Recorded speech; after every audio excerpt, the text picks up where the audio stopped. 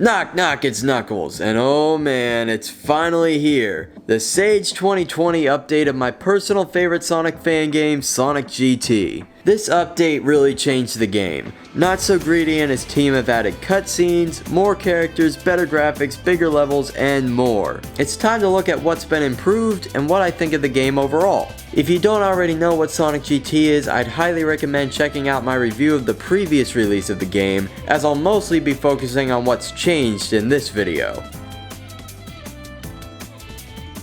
Before I get into talking about the gameplay itself, I want to talk about the story of this game. That's right, this game now has a story mode with cutscenes. If you haven't played the game yet and you want to avoid spoilers, skip ahead to this point in the video. Alright, let's go.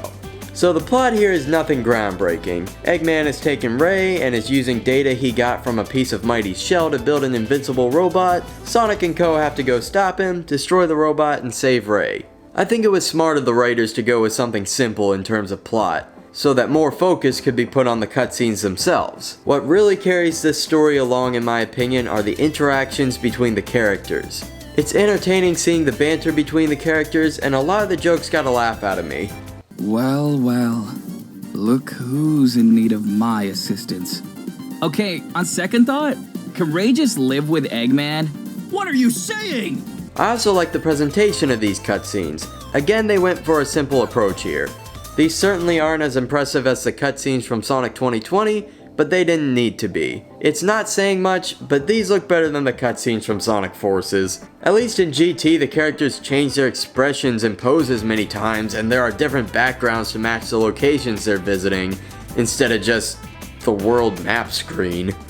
The voice cast did a fantastic job voicing these characters. I particularly like Dr. Eggman's voice. He sounds like a perfect morph between Mike Pollock and Dean Bristow, but they all did a fantastic job.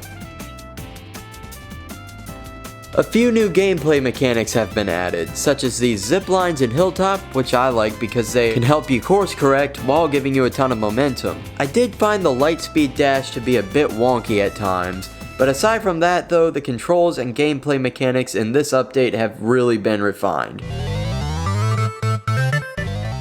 Just like before, the gameplay of GT is designed around using skill mastery and quick reflexes to maintain your flow and momentum to beat stages more quickly. The level design in Sonic GT is fantastic. There are tons of downward slopes to help you gain more speed, with the steeper ones usually being found on the higher pathways, which require more skill to reach. And these levels are quite expansive, sometimes a bit too expansive. It's pretty easy to get lost or turned around in some parts of these stages on your first playthrough, especially in this new version of Hilltop Zone. However, this only happened to me on a couple small occasions. This is nowhere near as tough to navigate as something like, say, Sonic Utopia.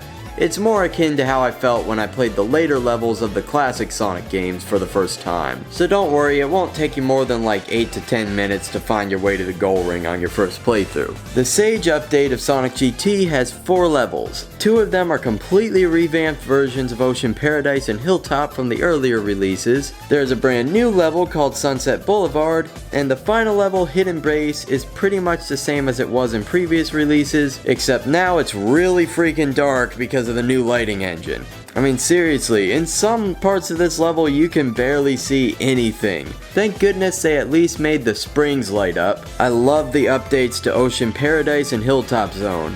They are definitely a huge step up from the previous version, and they were already good there. However, my favorite level is definitely Sunset Boulevard. I mean, it's Studiopolis from Sonic Mania in 3D!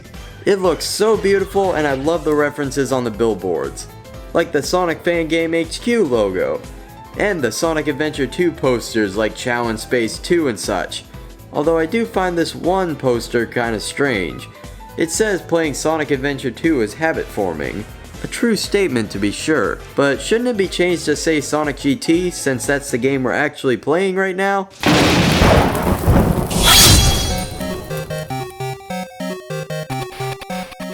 This game has 3 boss fights, and it's time to take a look at them. The first one is in Hilltop, and it's a very good one. It reminds me a lot of the fights in Sonic Advance 2. You have to use your skills to keep up with the boss and homing attack into him. My only complaint with this one is that the developers might want to make him throw the dynamite a bit further, because I don't think I got hit by him a single time during the whole fight. However, that's not the main challenge. The main challenge is keeping up with him. The second fight is in Sunset Boulevard. Eggman is in a flying mech which hovers above you and throws lightning charged badniks at you and occasionally has to come down to recharge his flight. This one is definitely my least favorite fight in the game. I think the way you fight the boss is cool. I like that you can hit him early by bouncing off the badniks if you're skilled enough. But this boss takes way too many hits. This was when I really started wishing I could see the boss's health bar, so I'd at least know how close I was to beating him. Or at least that was what I was going to say about this boss, but then about halfway through editing this video, I found out that Not So Greedy just released an update to the game that totally balanced out this boss fight. I still wish you could see the health bar, but aside from that, this fight is way more balanced now, and it's actually one of my favorites in the game. Last but not least, we have the final boss, the hard-boiled egg tank. And as you'd expect, it is invincible. Except for the exhaust port, which 300 IQ Eggman somehow forgot to cover up. Seriously, are we even surprised at this point? This is a good fight and really puts your skills to the test, although I do think it's a bit tedious. I feel like he shoots these missiles at you for an eternity before finally opening up, and there's no way to hit him early as far as I can tell. I enjoyed all three of these fights, and I think they make the game feel even more fleshed out than it already is. Now this is where GT really shines. Throughout the story, you unlock Mighty, Ray, and Shadow as playable characters. They add a lot of replay value, as they each have a special ability and different stats. Man, I have been waiting to play as Ray in 3D ever since Mania came out, and I am glad to say he plays even better than I imagined. He has his glide straight from Sonic Mania, and sometimes I really feel like a superhero, flying through these levels at high speeds. They balanced out Ray's powerful flying ability by making him the slowest character on foot, which I think is a good trade-off. Even in Mania, I feel like the appeal of Ray is that he raises the skill ceiling. In both games, he takes a bit of getting used to, but you can do some damn awesome stunts with him once you know what you're doing. All 4 levels have a time attack mode and 5 challenges. The first is a regular run through the stage, then a challenge to get a certain number of stars, followed by a race with tails, next is a reverse challenge, and finally a hard mode challenge where you have to beat the level with no rings.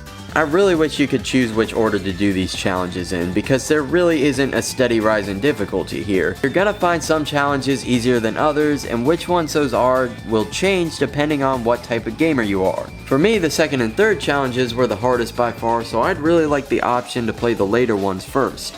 Okay, I am genuinely confused about how this star system works. Sometimes I swear I'll have like this big combo, and then next thing I know it'll stop, not from me getting hit or anything, just from me stopping, and it won't count for anything. I won't get any stars. It doesn't make any sense to me. And I feel like these star challenges are asking you to get way too many of these things. Now for one of my favorite things about this update, the unlockables. In the time attack and challenge mode stages, there are several collectibles to be found using an improved version of Knuckles' radar from Sonic Adventure 1. The first thing you'll probably unlock are the 7 Chaos Emeralds, which of course unlock our favorite glowing golden hedgehog, Super Sonic, who is a blast to plow through stages with. You can also find emblems, as well as metal parts, which unlock, you guessed it, Metal Sonic is playable in this game, holy shit, and he goes so freaking fast, and he has the boost from Unleashed in Generations. Okay, I'll try to remain calm while I explain this. So Metal Sonic can use the boost, but it drains your rings, which are needed in order to use it. I think that's a really fine way of implementing the boost into a game with Sonic Adventure style controls, like this one. There is seriously so much replayability here, and it's all so much fun. Each character presents you with a new way to play the 4 stages of Sonic GT. Of course, Ray and Metal Sonic are definitely my favorite characters to play as. I haven't even gotten all the collectibles yet, and I don't want to spoil for myself what happens when I do, so I can't comment on what the emblems or any other collectibles do just yet, but I'm sure it's something epically awesome.